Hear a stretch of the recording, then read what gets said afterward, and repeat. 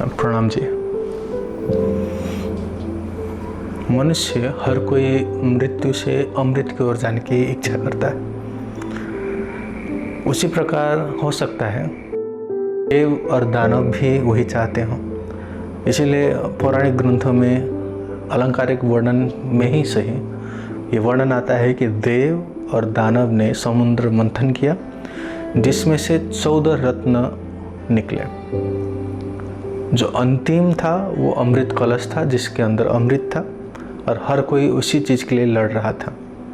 आज हरिद्वार, उज्जैन, नासिक और प्रयाग में लाखों की संख्या के जो भीड़ जाती है गंगा स्नान करने के लिए, उसी प्रकार से गोदावरी, क्षिप्रा और त्रिवेणी में जो स्नान वो करते हैं, वो इसी कारण से करते हैं कि ये कहा जाता है कि जब अमृत के कलश के घड़े को लेकर देवता जा रहे थे या छिना झपटी हो रही थी देव और दानव के बीच में, तब कुछ बूंदें उस नदी में गिरी और उस स्थान पे गिरने के कारण से वहाँ पे आज जितने भी लोग जाते हैं वो अमृत को प्राप्त करने के लिए जाते हैं। लेकिन क्या सच में वो अमृत आज भी है?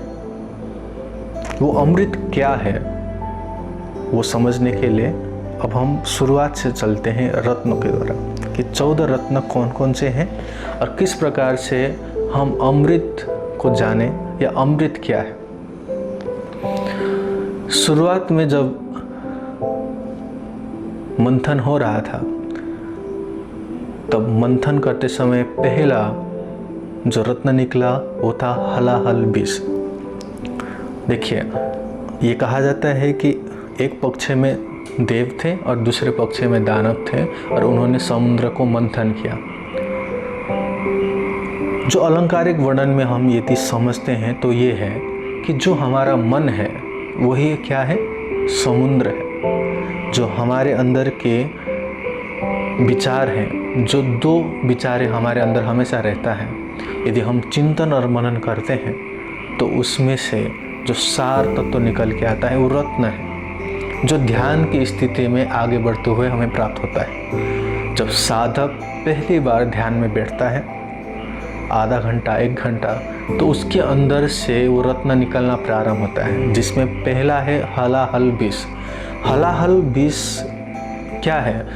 जो शिव जी ने गले पर धारण किया है, और साधक जो अभी अभी ध्यान कर रहे हैं उसमें क्या विचार निकलते हैं आप सभी को पता है। जो मायाजन्य विचार हैं वो प्रारंभ होता है। काम, क्रोध, लोभ, मोह, अहंकार, जो भी चीज़ें जुड़े हुए हैं हमारे जीवन से वो निकलना प्रारंभ करता है और हमें ऐसा लगता है कि जो हम ध्यान कर रहे हैं वो गलत कर रहे हैं। लेकिन यहाँ ये स्पष्ट हो रहा है कि पहला जो निकलेगा वो हलाहल विष है, लेकिन उसको कहाँ तक रखना है?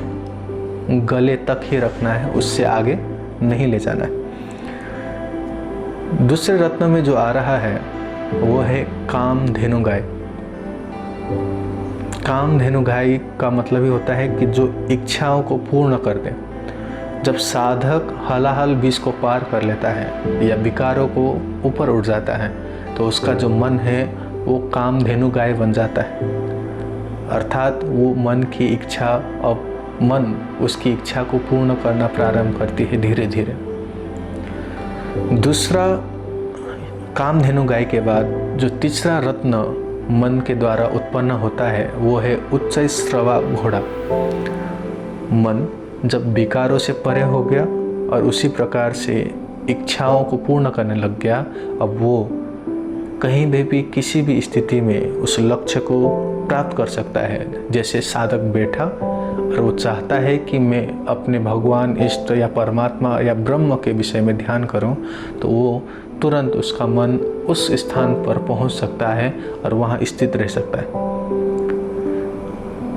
उसी प्रकार से साधक जब मंथन कर रहा होता है, चौथा रत्न के रूप में जो निकल के आता है वो है ऐरावत हाथी।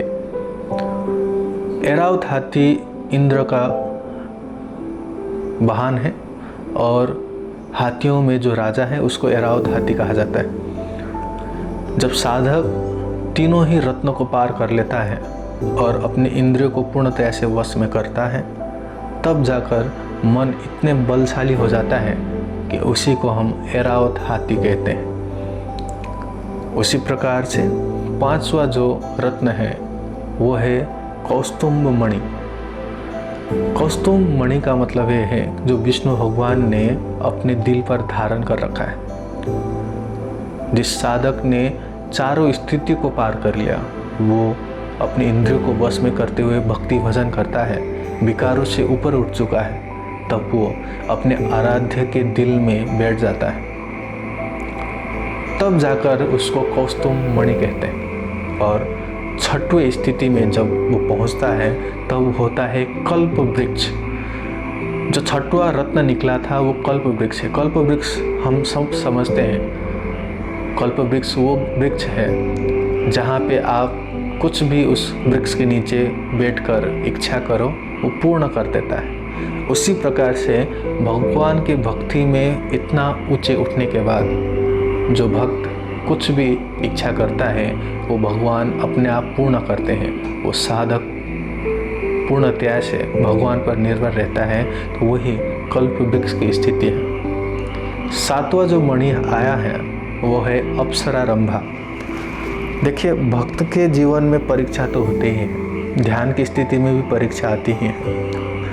तो यहाँ पे जो 7वां स्थिति है अप्सरा रंभा को वो उत्पन्न करती है। अर्थात ध्यान की गहराई में जाते जाते हमें इस प्रकार के काम की इच्छा होती है जो हमें अपने सत पथ पर रोकना चाहती है। तो इसीलिए जो 7वां स्थिति में जो रुक गया फिर वो धीरे धीरे नीचे की स्थिति में आते जाएगा। तो इसीलिए 7वां जो अप्सरा है उसको भी पार करते हुए जब हम आगे बढ़ते हैं तो जो 8वां रत्न है वो लक्ष्मी जी के रूप में उत्पन्न होती है, जो विष्णु भगवान ने धारण कर रखा है। जो साधक अपने आराध्या को बिना छोड़े किसी और चीज़ों में नहीं लगता है उसी को लक्ष्मी जी प्राप्त होते हैं। लेकिन जो साधक धन के पीछे दौड़ने लगता है, जो साधक प्रतिष्ठा के पीछे दौड़ने लगता है, उसके लिए आराध्य बहुत पीछे छूट जाते हैं। इसीलिए जो 8वां रत्न है वो लक्ष्मी है।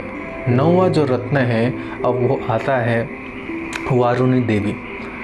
वारुणी देवी का मतलब ही ये है जो नशा युक्त पदार्थ है। धन प्राप्त करने के बाद मनुष्य क्या सोचता है, किसी न किसी चीज़ का भोग करे, और भोग ही नशा का एक प्रथम पथ है। तो इसीलिए साधक को चाहिए कि कहीं भी प्रतिष्ठा का भी नशा होता है, किसी को बोलने की नशा होता है, तो उससे हम बचे रहें। तो इस प्रकार की जो नशा है आज की दुनिया में, मोबाइल की नशा हो गया, उसी प्रकार से ये जो पूर्णतया से माया दिखाई दे रहा है वो भी एक प्रकार से नशा है। शराब, सिगरेट और ये चीज़ें तो बहुत कमज़ोर चीज़ें हैं जो आपको नशा में ले जा रही हैं, लेकिन जो माया रूपी नशा है वो बहुत बड़ी है। तो इस प्रकार से जो नशा उत्पन्न होकर वारुणी देवी आती है वो फंसाने के प्रयास करते हैं जो दैत्य ने धारण किया था। 10वां जो रत्न है वो है चंद्रमा, जो शिवजी ने अपने मस्तक पर रखा था। आप देखिए, चंद्रमा का जो गुण है वो गुण ही शीतलता है। शिवजी ध्यान करते हैं और कईयों साल तक ध्यान करते हैं और उनका जो मस्तक है हमेशा शीतल रहता है। उसी प्रकार साधक भी जब उस अवस्था में पहुंच जाता है तब उसका जो दिल और दिमाग है हमेशा शांत रहता है, और जो शांत दिमाग वाले व्यक्ति हैं अच्छे निर्णय कर सकते हैं। 11वां जो रत्न है वो आता है पारिजात वृक्ष। पारिजात वृक्ष वो वृक्ष है जो आपको, आपके शरीर को, आपकी मानसिक थकावट को दूर करता है। जो उसका मन शांत हो गया है उसका शरीर और मन पूर्णतया से आनंदित रहता है। तो इसीलिए ये कहा गया है कि 11वां रत्न पारिजात वृक्ष है। जो 12वां रत्न है वो है पंचजन्य शंख। जो पंचजन्य शंख को कहा जाता है कि जो शंख है वो या तो शुरुआत में बजाया जाता है या अंतिम स्थिति में विजय प्राप्त करने के बाद बजाया जाता है। तो साधक जब अंतिम स्थिति में पहुंचता है तो विजय ध्वनि के रूप में जो प्रतीक है वो शंख के रूप में बताया गया है। और उसी प्रकार अंतिम में धन्वंतरी देवी है वो अमृत कलश को लेकर आपके पास आते हैं। वो 13वां और 14वां रत्न है। तो इस प्रकार से जो साधक हैं अंतिम अमृत को प्राप्त करने के लिए इस 13 चीज़ों से गुजरना पड़ता है, तब जाकर उसको अमृत कलश मिलता है। और वो अब साधक नहीं रहता है, बल्कि वो क्या बन जाता है? वो बनता है ऋषि, वो बनता है योगी, और उसके पास अमृत रहता है। अब आप सोचिए, जब आप हरिद्वार जाते हैं, उज्जैन जाते हैं, नासिक जाते हैं और प्रयाग जाते हैं, पानी में अमृत है या उस ऋषि मुनि में अमृत है जो आपकी प्रतीक्षा में बैठे हुए हैं, जो ये सोचते हैं कि मनुष्य आएंगे, मानव आएंगे और हमारे पास आकर जन्म मरण से मुक्त होने वाले ज्ञान को श्रवण करेंगे। लेकिन आप तो सिर्फ वहाँ पे नहा के वापस आ जाते हैं। लेकिन आपको ये जानकारी लेना ही होगा, ज्ञान प्राप्त करना ही होगा और मनन चिंतन करना ही होगा कि आप अमृत लेने के लिए गए थे और अमृत ऋषि मुनि के हृदय धाम में बैठा हुआ है।